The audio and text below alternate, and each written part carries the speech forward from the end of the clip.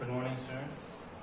आज हम लोग जो है नया टॉपिक पढ़ रहे हैं सरफेस केमिस्ट्री में, कलर्स में ही आगे, दैट इज क्या, कोएगुलेशन और फ्लोकुलेशन। ठीक है, कोएगुलेशन को साथ में हम लोग बात कर सकते हैं, दैट इज प्रेसिपिटेशन।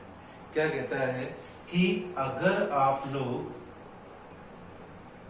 किसी कोलाइडल सॉल्यूशन में,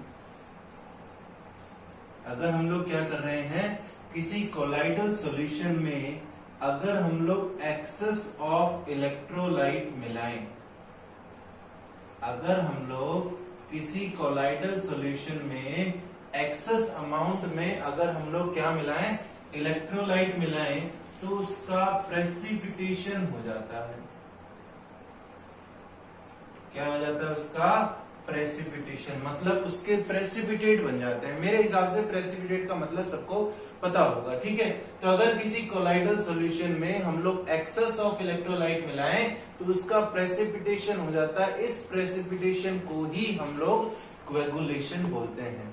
मतलब अगर किसी कोलाइडल सॉल्यूशन का प्रेसिपिटेशन हो रहा है, आप लोग जो उसमें इलेक्ट्रोलाइट मिला रहे हो, तो उस प्रोसेस को, उस फिनोमिना को हम लोग क्या कहेंगे?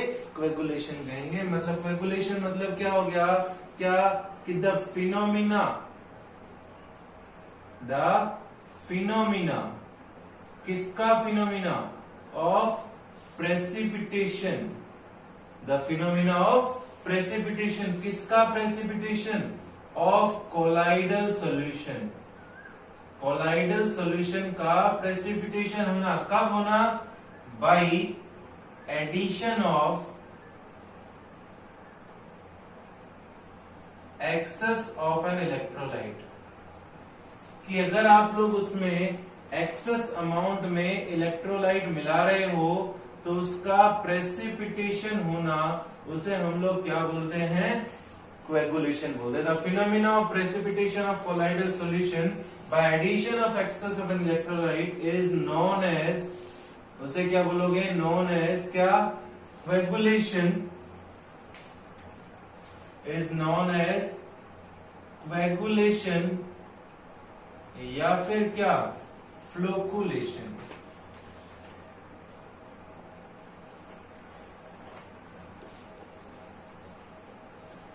कोएगुलेशन या फिर क्या बोले हम लोग? फ्लोकुलेशन। ठीक है, मैंने क्या बोला? प्रेसिपिटेशन होना। प्रेसिपिटेट होने का मतलब होता है कि एक जगह इकट्ठे हो जाए सारे। प्रेसिपिटेट देखे होंगे ना रिएक्शन, केमिस्ट्री लैब में प्रैक्टिस एक्सपेरिमेंट करते हैं, जब प्रेसिपिटेट बन जाते हैं अलग से, तो उस तरह से प्रेसिपिटेशन होना कोलाइडल सॉल्यूशन का कब? जब आप उसमें इलेक्ट्रोलाइट मिला रहे हो, इज नोन एज क्या? कोएगुलेशन। मैं एक एग्जांपल लेता हूं जिससे आप लोगों को ये बातें क्लियर हो जाएंगी कि प्रेसिपिटेशन मतलब हो क्या रहा है।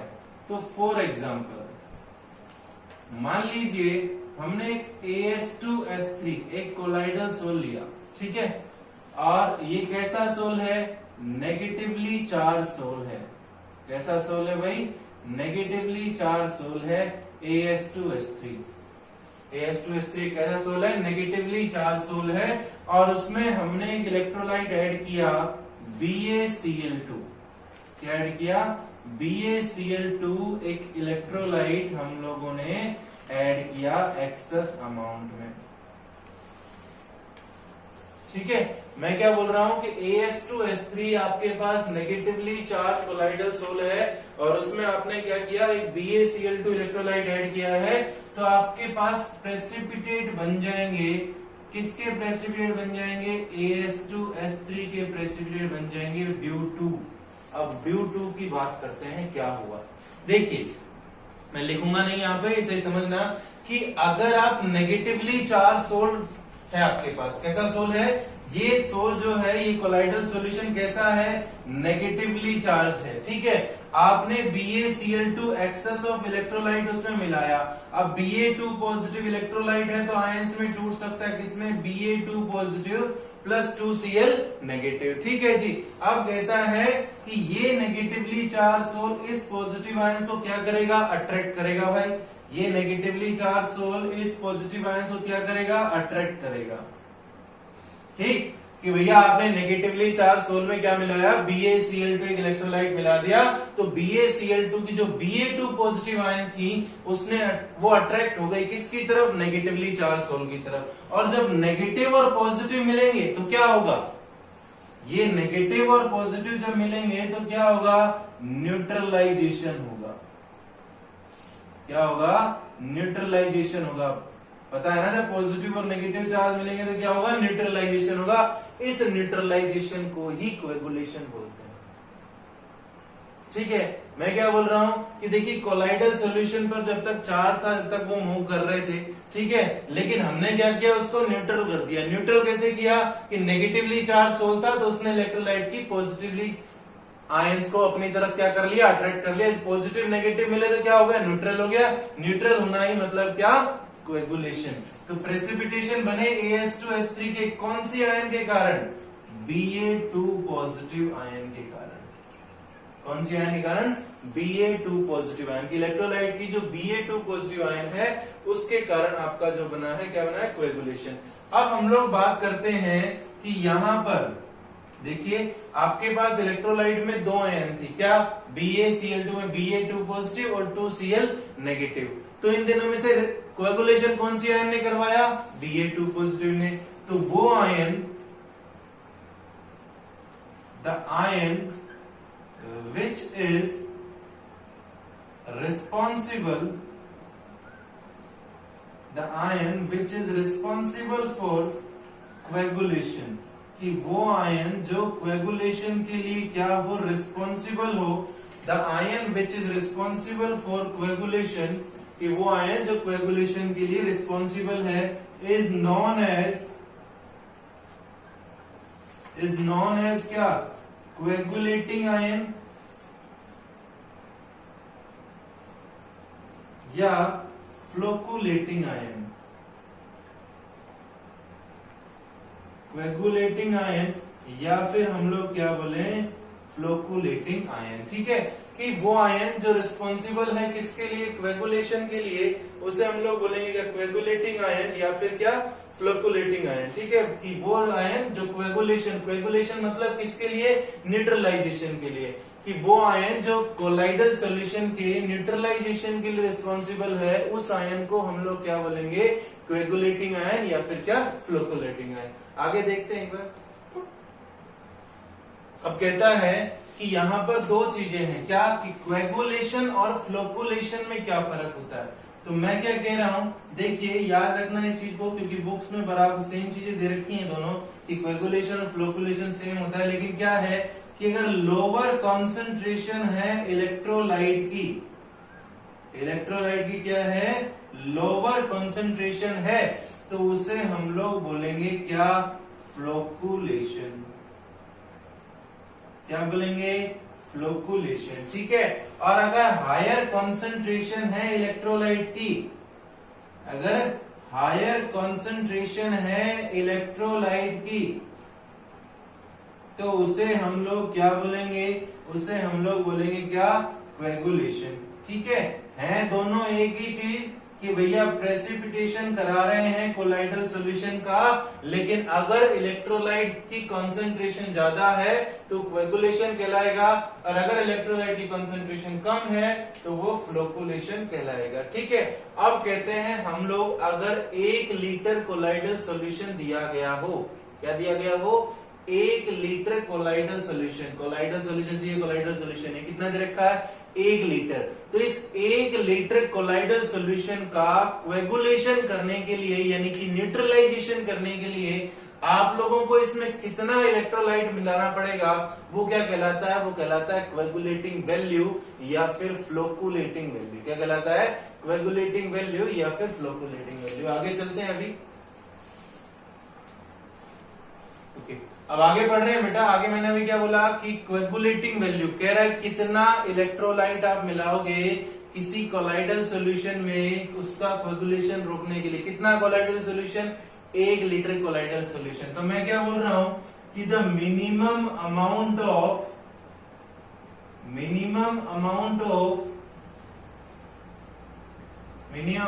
किसका, electrolyte, the minimum amount of electrolyte, bracket में किस में बताना है ये मिनिमम अमाउंट, इन मिलीमोल्स, किस में बताना है भाई, मिलीमोल्स में। The minimum amount of electrolyte in millimoles which is required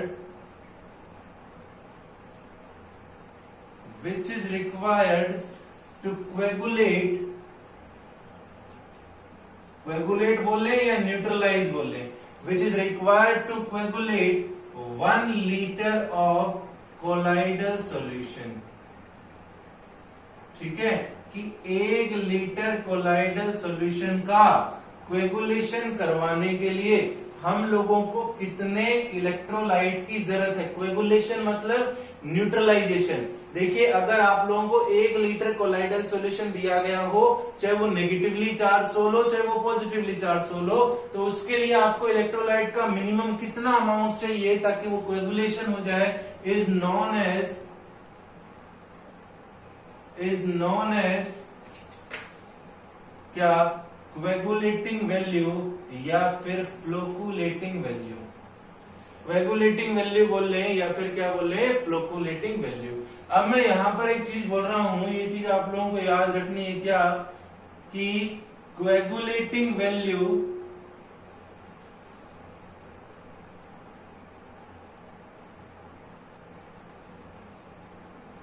is inversely proportional to coagulating power। Coagulating value is inversely proportional to coagulating power। ठीक है, coagulating value is inversely proportional to coagulating power। ये चीज आप लोगों को याद रखनी है यहाँ पर। ऐसा क्यों हुआ, देखिए, अब कहता है कि मान लीजिए आप लोगों को 1 लीटर का कोई कोलाइडल सॉल्यूशन दे दिया, 2 दे दिए, मान लीजिए 2 1 लीटर के, 1 लीटर के, 1 लीटर का ये, एक यहां पर भी 1 लीटर का कोलाइडल सॉल्यूशन दे दिया, यहां पर भी 1 लीटर का कोलाइडल सॉल्यूशन दे दिया। ठीक है, दोनों में हम लोगों को क्या करना है, इलेक्ट्रोलाइट ऐड करना है। क्या करने के लिए, उसका कोएगुलेशन करवाने के लिए। मान लीजिए इसमें सिर्फ हम लोगों को 2 मिलीमोल में ही काम चल गया, और इसमें हम लोगों को कितना मिलीमोल लेना पड़ा, 5 मिलीमोल लेने पड़े या 10 मिलीमोल लेने पड़े। ठीक है, मैं क्या बोल रहा हूं, दोनों का 1-1 लीटर कोलाइडल सॉल्यूशन लिया, उसका कोएगुलेशन कराने के लिए हम लोगों ने उसमें क्या डाला, इलेक्ट्रोलाइट डाला। ठीक है, अब इलेक्ट्रोलाइट मान लीजिए इसमें 2 मिलीमोल इलेक्ट्रोलाइट से काम चल जाए, इसमें किसमें कितना, 5 मिलीमोल इलेक्ट्रोलाइट डालना पड़ा उसका कोएगुलेशन कराने के लिए, उसका न्यूट्रलाइजेशन कराने के लिए। ठीक है, अब कह रहे हैं इसमें कम अमाउंट में चला, ये 2 मिलीमोल क्या हो गया, ये 2 मिलीमोल पहली बात तो हो गई कोएगुलेटिंग वैल्यू, ये 5 मिलीमोल मतलब क्या हो गया, इसकी कोएगुलेटिंग वैल्यू। ठीक है, ओके। अब कहता है इसमें 2 मिलीमोल कोएगुलेटिंग वैल्यू में ही काम चल गया, मतलब इसकी कोएगुलेटिंग पावर काफी ज्यादा थी, क्योंकि इसने इसको कोएगुलेट करा दिया। ठीक है, हमने क्या किया था, एक ही सब्सटेंस के 2 कोलाइडल सॉल्यूशन ले रखे थे, 1 लीटर, और हम लोगों ने इलेक्ट्रोलाइट चेंज कर दिया, तो इस इलेक्ट्रोलाइट में हमने देखा 2 मिलीमोल में काम चल गया, इस इलेक्ट्रोलाइट में कितना, 5 मिलीमोल में। ठीक है, तो अगर इसकी कोएगुलेटिंग वैल्यू कम है, मतलब ये इलेक्ट्रोलाइट ज्यादा इफेक्टिव है। क्यों ज्यादा इफेक्टिव, क्योंकि कम वैल्यू में ही हम लोग न्यूट्रलाइज कर पा रहे हैं, मतलब उसकी पावर काफी ज्यादा है। तो coagulating value is inversely proportional to coagulating power, मतलब अगर कम इलेक्ट्रोलाइट की कंसंट्रेशन में काम चल रहा होगा, मतलब उस इलेक्ट्रोलाइट की पावर काफी ज्यादा होगी न्यूट्रलाइजेशन करवाने की। ठीक है, उसके बाद ओके आगे बढ़ते हैं बेटा, हार्डे-सेल्जे रूल। ठीक है, इसमें क्या बोला गया कि देखिए, आपने भी बोला था कि the minimum amount of electrolyte which is required to coagulate 1 litre of colloidal solution is known as क्या, कोएगुलेटिंग वैल्यू और फ्लोकुलेटिंग वैल्यू। कि कितना मिनिमम अमाउंट ऑफ इलेक्ट्रोलाइट चाहिए मिलीमोल्स में हम लोगों को 1 लीटर कोलाइडल सॉल्यूशन का कोएगुलेशन करने के लिए। ठीक है, अब उसके बाद बात आई कि उस क्वांटिटी ऑफ इलेक्ट्रोलाइट, मतलब वो इलेक्ट्रोलाइट की जो क्वांटिटी है वो किस पे डिपेंड करती है, तो उसको पढ़ने के लिए हार्डे-सेल्जे रूल दिया गया। किस लिए दिया गया, इलेक्ट्रोलाइट की जो क्वांटिटी है वो किस पे डिपेंड करती है। तो उसमें क्या बताया गया, देखिए आप स्टार्टिंग से पढ़ रहे हैं कि यहाँ पर 2 चीजें होती हैं, क्या, कोलाइडल सॉल्यूशन, क्या होता है कोलाइडल सॉल्यूशन, और क्या होता है प्लस में इलेक्ट्रोलाइट। ठीक है, तो हम लोग क्या बोलते हैं कि ये इलेक्ट्रोलाइट अगर नेगेटिवली चार्ज सोल है तो ये हाई इलेक्ट्रोलाइट की कौन सी आयन को अट्रैक्ट करेगा? पॉजिटिव आयंस को। अगर ये पॉजिटिवली चार्ज सोल होता है तो इलेक्ट्रोलाइट की कौन सी आयन को अट्रैक्ट करता है? नेगेटिवली आयन को। तो हम लोग बोलते हैं कि जो सोल और इलेक्ट्रोलाइट है, ये सोल और इलेक्ट्रोलाइट जो है, इन दोनों पर कैसा चार्ज होना चाहिए? अपोजिट चार्ज होना चाहिए। मतलब अगर सोल आपका नेगेटिव चार्ज है तो इलेक्ट्रोलाइट पर पॉजिटिव, और अगर सोल आपका पॉजिटिव चार्ज है इलेक्ट्रोलाइट पर कैसा? नेगेटिव। ठीक है। उसके बाद बोलता है कि ग्रेटर द वैलेंसी, वैलेंसी का मतलब है यहाँ पर एक तरह से चार्ज समझ लीजिए। ठीक है, कि जितने ज्यादा चार्ज होगा कोएगुलेटिंग आयन पर, उसकी कोएगुलेटिंग पावर उतनी ज्यादा होगी। ठीक है, आपको कोएगुलेटिंग आयन दी गई होंगी भाई इलेक्ट्रोलाइट में। देखिए आपने बोला जैसे ये नेगेटिवली चार्ज सोल है, इसमें दो आयन होती है इलेक्ट्रोलाइट में, एक पॉजिटिव और एक नेगेटिव। कोएगुलेशन किसने करवाया होगा? पॉजिटिव आयन ने। तो इस आयन को हम लोग क्या बोलते हैं? Coagulating ion. ठीक है, ओके। अगर पॉजिटिवली चार्ज सोल होता तो यहाँ पर दो आयन थी, फिर से एक पॉजिटिव और एक नेगेटिव। कोएगुलेशन किसने करवाया होगा? नेगेटिव ने। तो ये कोएगुलेट आयन होगी। ठीक है, तो हम लोग बोल रहे हैं जितनी ज्यादा वैलेंसी होगी कोएगुलेटिंग आयन की, जितनी ज्यादा वैलेंसी होगी मतलब जितना ज्यादा चार्ज होगा कोएगुलेटिंग आयन पर, उसकी कोएगुलेटिंग पावर उतनी ही ज्यादा होगी, मतलब उसकी कोएगुलेटिंग वैल्यू उतनी ही कम होगी। ठीक है, क्यों? क्योंकि that is smaller coagulating value. ठीक है, उसकी कोएगुलेटिंग वैल्यू उतनी ही कम होगी। क्यों? क्योंकि पढ़ चुके हैं coagulating value is inversely proportional to coagulating power. अगर किसी की कोएगुलेटिंग पावर ज्यादा है तो मतलब उसकी कोएगुलेटिंग वैल्यू क्या हो जाएगी? कम हो जाएगी। अब कहता है, अभी हमने स्टार्टिंग से बात करी कि AS2S3 जो है वो आपका नेगेटिवली चार्ज सोल है। कैसा सोल है? नेगेटिवली चार्ज सोल है। तो वो इलेक्ट्रोलाइट की कौन सी आयन को अट्रैक्ट करेगा? पॉजिटिव आयंस को अट्रैक्ट करेगा। मतलब वहां पर पॉजिटिव आयन जो है वो आपकी कोएगुलेटिंग आयन है। ये तीन आयन दी गई, Al3 positive, Ba2 positive, Na positive. बोला किसकी कोएगुलेटिंग पावर ज्यादा? तो मैंने कहा जितना ज्यादा चार्ज उसकी कोएगुलेटिंग पावर उतनी ज्यादा। तो क्या हो जाएगा? ठीक है, ये आपका वेरिएशन हो जाएगा। आप लोगों को पेपर में पूछ लेता है कि नेगेटिवली चार्ज सोल के लिए तीन आयन दी गई है, वेरिएशन बताइए। तो सबसे ज्यादा इफेक्टिव कौन सी होगी पावर? Al3 पॉजिटिव की, फिर Ba2 पॉजिटिव की, फिर Na पॉजिटिव की। कोएगुलेटिंग वैल्यू पूछ लेता तो उल्टा हो जाता। ठीक है, अब हम लोग बात करें FeOH का होल थ्राइस। ये एक पॉजिटिवली चार्ज सोल है, तो इसके लिए जो आयन रिस्पॉन्सिबल होगी वो कैसी होगी? नेगेटिव। तो फिर से चार्ज ही देखना है। क्या इसके ऊपर 4 नेगेटिव, इसके ऊपर 3 नेगेटिव, इसके ऊपर 2, तो सबसे ज्यादा इफेक्टिव ये इसकी कोएगुलेटिंग पावर का ऑर्डर हो गया। ठीक है भाई, तो हम लोगों को चार देखना है, चाहे पॉजिटिव नेगेटिव नहीं देखना है, सिर्फ क्या देखना है? चार देखना है। जितना ज्यादा चार्ज होगा उसकी कोएगुलेटिंग पावर उतनी ही ज्यादा होगी। ठीक है, उसके बाद आगे बात करते हैं। उसके बाद कहता है कुछ मेथड है हम लोग जिसे कोएगुलेशन के लिए यूज कर सकते हैं। ठीक है, पहला मेथड है क्या? By electrophoresis. By electrophoresis. ठीक है, अब बात आती है कि सबसे पहली कि इलेक्ट्रोफोरेसिस क्या होता है। तो इलेक्ट्रोफोरेसिस क्या होता है? इलेक्ट्रो मतलब चार्ज, फोरेसिस मतलब मूवमेंट। कहता है कि अगर कोलाइडल सॉल्यूशन के पार्टिकल्स की मूवमेंट होना under the influence of electric field, क्या कि the movement of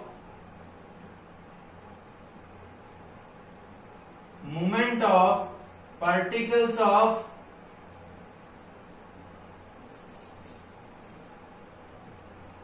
colloidal soul under the influence of electric field. Electric field के अंडर कोलाइडल पार्टिकल्स की मूवमेंट होना उसे हम लोग इलेक्ट्रोफोरेसिस कहते हैं। ठीक है, अब मैंने आपको स्टार्टिंग में यहां पर बताया कि कोलाइडल सॉल्यूशन पर आपको दो चार्ज मिलेंगे, एक पॉजिटिव और एक नेगेटिव। ठीक है, मान लीजिए आपकी कोलाइडल सॉल्यूशन पर कैसा चार्ज है? नेगेटिव चार्ज है। कैसा चार्ज है भाई? नेगेटिव चार्ज है आपकी कोलाइडल सॉल्यूशन पर। ठीक है, और आपने दो प्लेट लगा दी, इलेक्ट्रिक फील्ड अप्लाई कर दिया, एक साइड पॉजिटिव प्लेट, एक साइड क्या? Negative plate. ठीक है, आपके कोलाइडल सॉल्यूशन पर कैसा चार्ज था, नेगेटिव। आपने दो प्लेट लगा दी, एक पॉजिटिव और एक नेगेटिव, तो आपके कोलाइडल सॉल्यूशन किस तरफ मूव करेंगे, पॉजिटिव प्लेट की तरफ मूव करेंगे। किस तरफ मूव करेंगे, पॉजिटिव की तरफ। क्यों, क्योंकि पॉजिटिव नेगेटिव को अट्रैक्ट करता है, और जब ये नेगेटिव पॉजिटिव की तरफ जाएगा तो वहां पर क्या होगा, न्यूट्रलाइजेशन होगा।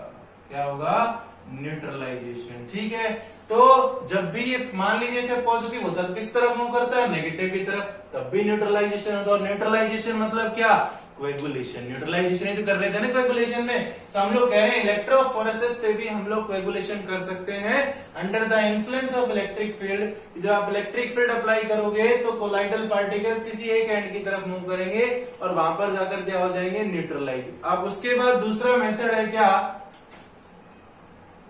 Bye mixing of two oppositively charge sols.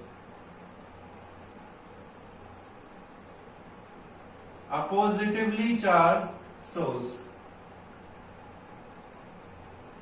दो अपोजिटिवली चार्ज सोल को हम लोग क्या करते हैं, मिक्स करते हैं। ठीक है, अपोजिटिवली चार्ज सोल मतलब एक कोलाइडल सॉल्यूशन ले लिया नेगेटिवली चार्ज, एक कोलाइडल सॉल्यूशन ले लिया पॉजिटिवली चार्ज, दोनों को मिक्स कर दोगे तो क्या हो जाएगा, पॉजिटिव नेगेटिव क्या करेंगे, न्यूट्रलाइजेशन।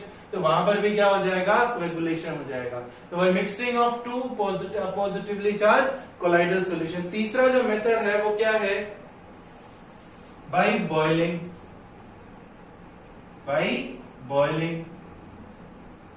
कूलिंग से भी कर सकते हो कुछ केसेस में, ठीक है, बाय बॉइलिंग। दैट इज यहां पर एग्जांपल है क्या, कोएगुलेशन ऑफ बटर। बटर का कोएगुलेशन करना, ठीक है। तो हम लोग बोले भाई बॉइलिंग करोगे तो क्या होगा भैया, टेम्परेचर बढ़ गया, बॉयल किया, क्या बढ़ गया, टेम्परेचर बढ़ गया। टेम्परेचर बढ़ गया तो क्या बढ़ गई, काइनेटिक एनर्जी बढ़ गई। काइनेटिक एनर्जी बढ़ गई तो क्या होगा, चार्ज डिक्रीज होता चला जाएगा। क्या हो जाएगा, चार्ज डिक्रीज हो जाएगा, और चार्ज डिक्रीज होगा मतलब कोएगुलेशन बढ़ जाएगा। तो कुछ केसेस में बॉइलिंग या कूलिंग को भी हम लोग यूज कर सकते हैं। कोएगुलेशन ऑफ कूलिंग ऑफ, अगर कूलिंग की बात करें तो मिल्क का कोएगुलेशन कैसे होता है, कूल करने से, तो वो क्या एग्जांपल हो जाएगा, कूलिंग से। बॉइलिंग कैसे, कोएगुलेशन ऑफ बटर का कोएगुलेशन करते हैं हम लोग, ठीक है।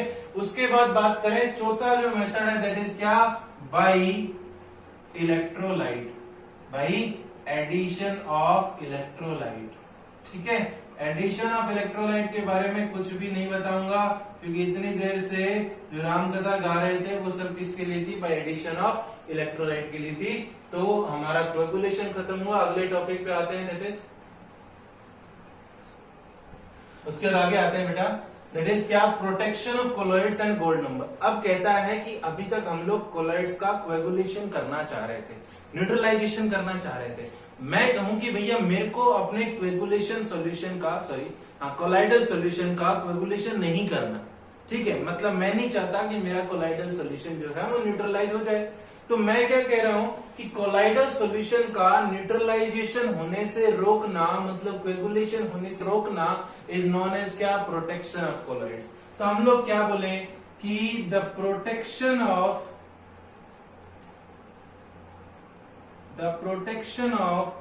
lyophobic colloids, the protection of lyophobic colloids, ठीक है। लायोफोबिक कोलॉइड्स की प्रोटेक्शन करना फ्रॉम, किससे, कोएगुलेशन होने से। The protection of lyophobic colloids from coagulation कैसे करें, बाय द एडिशन ऑफ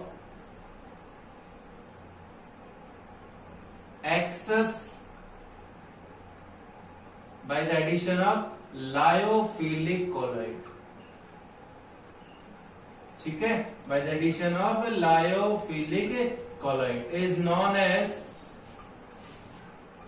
उसे क्या बोलोगे, is known as protection of colloid, उसे बोलोगे is known as protection of colloids. ठीक है, अब मैं ये बोल रहा हूं कि लायोफोबिक कोलॉइड का प्रोटेक्शन करना कोएगुलेशन से by the addition of lyophilic colloid. होता क्या है बेटा, देखिए ये आपका कोई लायोफोबिक कोलॉइड है, ठीक है।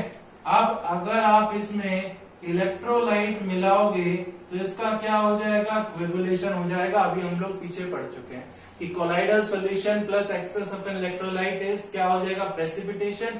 उस प्रेसिपिटेशन को ही हम लोग कोएगुलेशन बोलते हैं। अब कहता है कि मेरे को इस लायोफोबिक कोलाइड का कोएगुलेशन नहीं करना, तो मैं कह रहा हूं मैंने इसमें क्या ऐड कर दिया, लायोफिलिक ऐड कर दिया। तो लायोफिलिक क्या करता है, इसको चारों तरफ से कवर कर लेता है।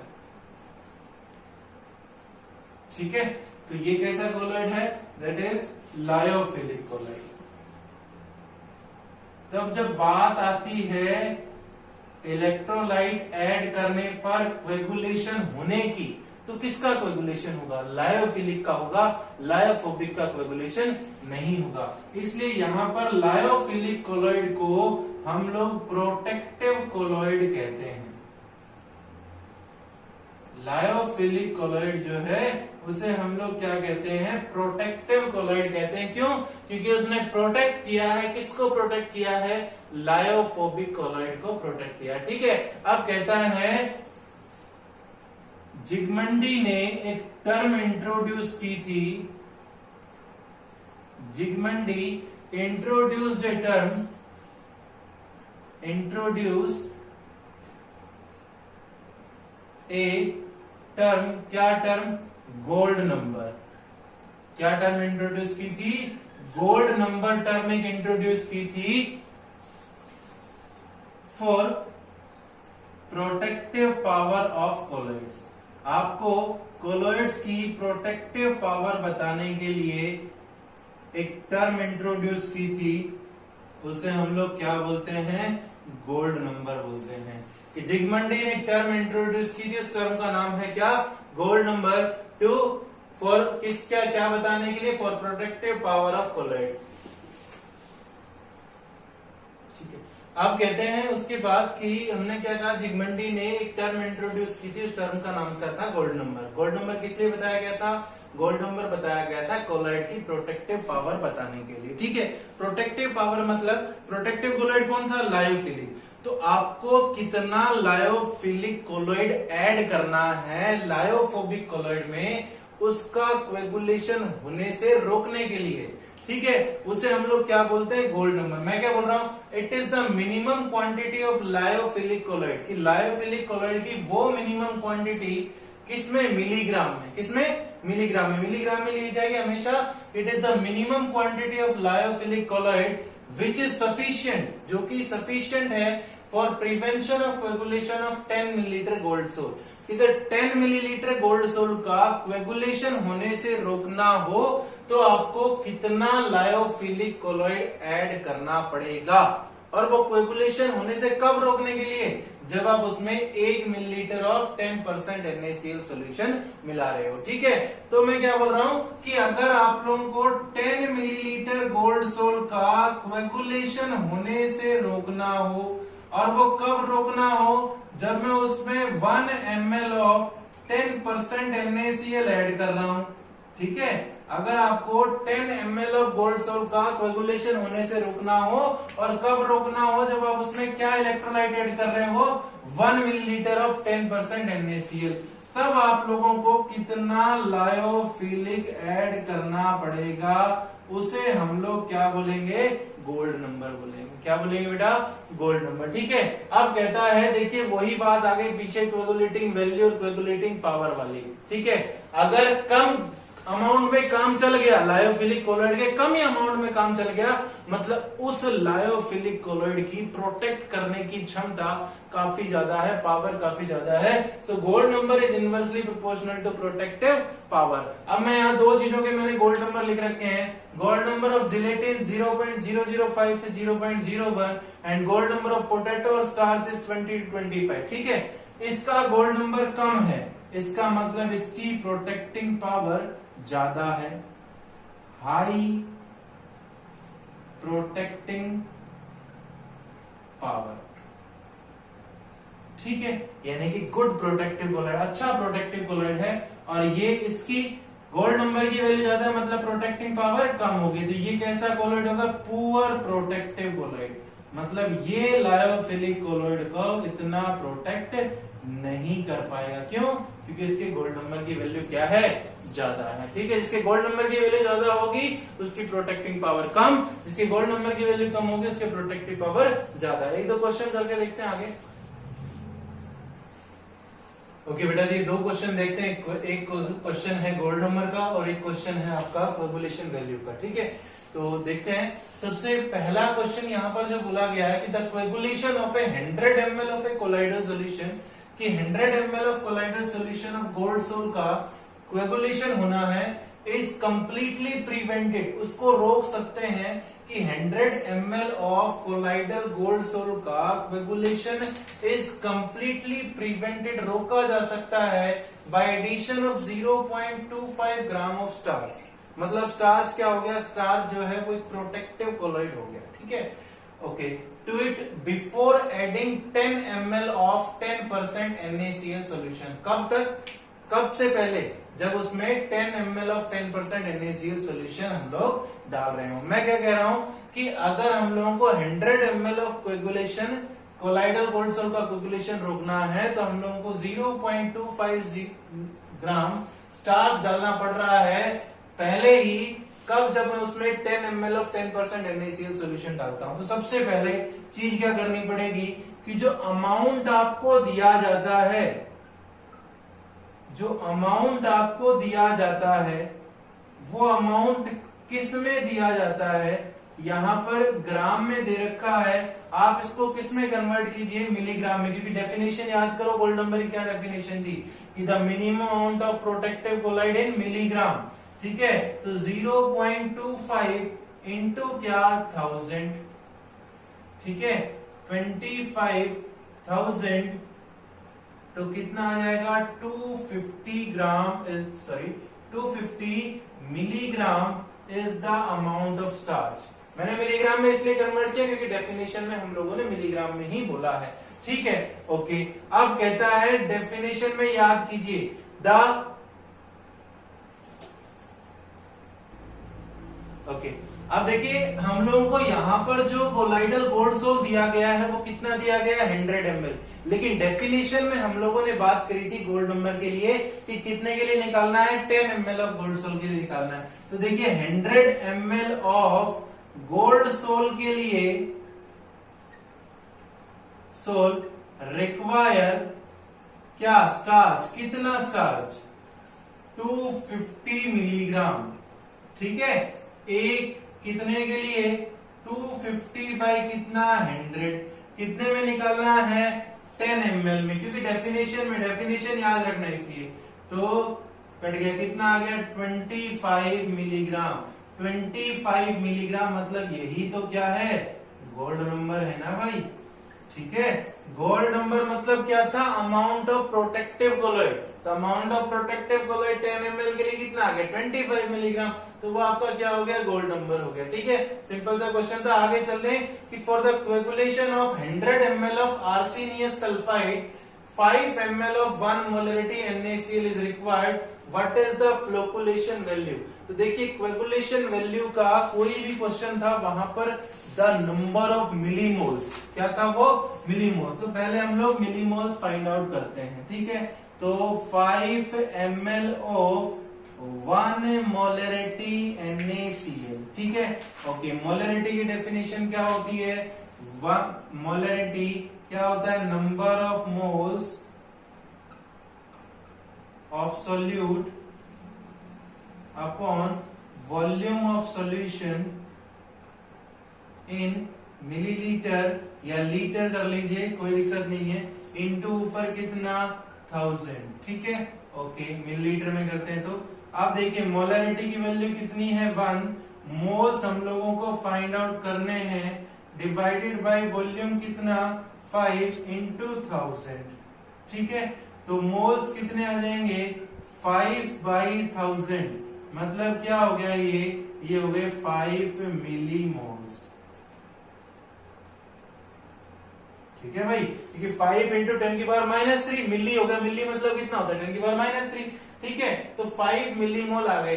अब कहता है 5 मिलीमोल्स वैल्यू आ गई। अब आप मेरे को ये बताइए, आप लोगों को बोला गया था क्या कि द मिनिमम अमाउंट ऑफ किसका, ऑफ सॉरी, अब कहता है कोएगुलेशन की डेफिनेशन, कोएगुलेटिंग वैल्यू की डेफिनेशन क्या थी कि the minimum amount of electrolyte which is required to coagulate 1 litre of colloidal solution. 1 litre of colloidal solution, electrolyte कौन था, NaCl, उसके मोल्स मिलीमोल्स बदल लिए क्योंकि the minimum amount of electrolyte हम लोगों को मिलीमोल्स में लिखना था, ठीक है। तो यहां पर इस क्वेश्चन में मैं कह सकता हूं कि 100 ml of arsenious sulphide AS2S3 require electrolyte NaCl, किसमें बताना है, मिलीमोल्स में। कितने मिलीमोल्स, 5 मिलीमोल्स, ठीक है भाई, ओके।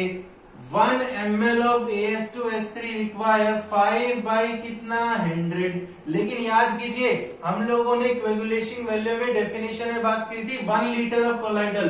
1 लीटर मतलब 1000 ml के लिए, तो 1000 ml के लिए निकाल लीजिए बेटा, कितना आएगा 2020 कितना गया 50 मिलीमोल। 50 मिलीमोल, मिलीमोल्स की वैल्यू मतलब आपका क्या आ गया, कोएगुलेटिंग वैल्यू, ठीक है। क्योंकि कोएगुलेटिंग वैल्यू क्या थी, the minimum amount of electrolyte किसमें, मिलीमोल्स में, तो मिलीमोल्स में वैल्यू निकाल ली 1 लीटर के लिए, वो आपका आंसर आ जाएगा, ठीक है। ओके, आगे चलेंगे आगे। ओके, अब आगे जो है that is electrical property of source, जो है हम लोग नेक्स्ट लेक्चर में पढ़ेंगे, ठीक है। आप इसको कंप्लीट कीजिए, तब तक आगे मिलते हैं बाद में।